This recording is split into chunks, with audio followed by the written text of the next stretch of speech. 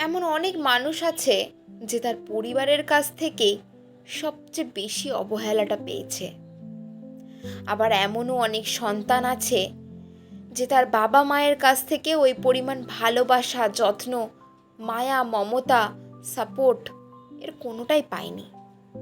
যে বড় হয়েছে নিজের সাথে নিজে লড়াই করে, ভয়ঙ্কর একাকিত্বকে সঙ্গী করে, মানসিক ট্রমার মধ্যে দিয়ে।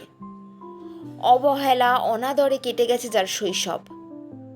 যে মুহূর্তগুলো হতে পারত প্রজাপতির মতন সুন্দর, সেই মুহূর্তগুলোই কেটে গেছে দীর্ঘশ্বাস আর নীরব চোখের জলে। বাবা মায়ের মাঝে সুন্দর সম্পর্ক কিংবা একটা সুন্দর ভালোবাসাময় সাপোর্টিভ পরিবার যে পেয়েছে, সে কখনোই জানবে না এগুলো না পাওয়ার অভাব বোধটা আসলে কেমন। নিজের সাথে নিজে লড়াই করে বড় হয়ে ওঠার জার্নিটা ঠিক কতটা দুর্বিষহ, কতটা একাকিত্বের আর কতটা অবহেলার।